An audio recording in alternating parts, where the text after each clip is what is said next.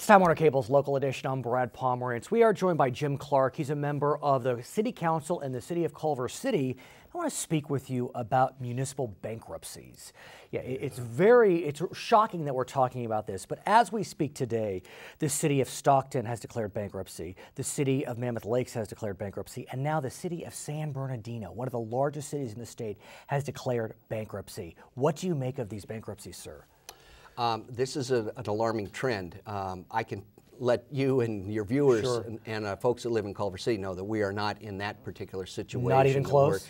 No, we're not, because we have a good built-in reserves, but we are facing budget shortfalls just like everyone else is, and it's primarily on the revenue side. I want to talk to you about the reasons for these bankruptcies. With Stockton, we know it was the foreclosure crisis.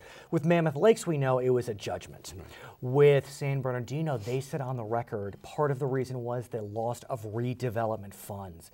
Those are fighting words against a Democratic governor who eliminated redevelopment. What do you make of that? Well, we were in the same situation. A portion of our, probably around $7 million a year of our budget came from the use of redevelopment funds, which we were using to help fund various city programs. And what percentage of your budget is that? Is that a large number?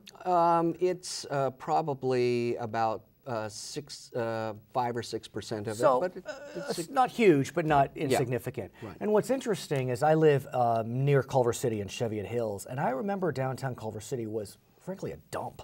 It is now just bustling and thriving. Well, thank you for that. People remember that you just said that. But the good news is, or maybe not so good news, that happened because of redevelopment. Yes, it did.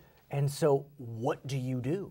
Well, we're moving forward. We feel that we have in place, I mean, what the state is saying, that if you have contracts in place and you have projects in place, those projects can go forward and you can, but there's some question on the state as to whether the projects that we have in place that will be allowed to move forward. Well, the state has been fighting with cities. They're trying to get they would rather than have us develop a project of which they could get the proceeds from that would be a project that we want, they'd rather maybe say, we want you just to go ahead and sell this off to the highest bidder and take the money now. And at a time when the real estate market is at a bottom. Correct. And so you'd be selling a fire sale at the lowest price possible. Yeah.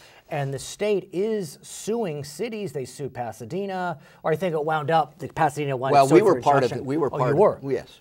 And that won. Well, it was to make sure that, well, what happened was we wanted to make sure that the payments that we were supposed to be getting, that the county did not withhold them on what the state was telling them to withhold payments to us that were due. And the county basically and the state said, we're going to go ahead and pay these payments. But they may not in 6 months. Yeah, in the future. Exactly. So how is Culver City bracing itself for the ultimate complete loss of redevelopment to try to avoid the fate of San Bernardino? Well, we've had to lay off people. We've had to cut our budget.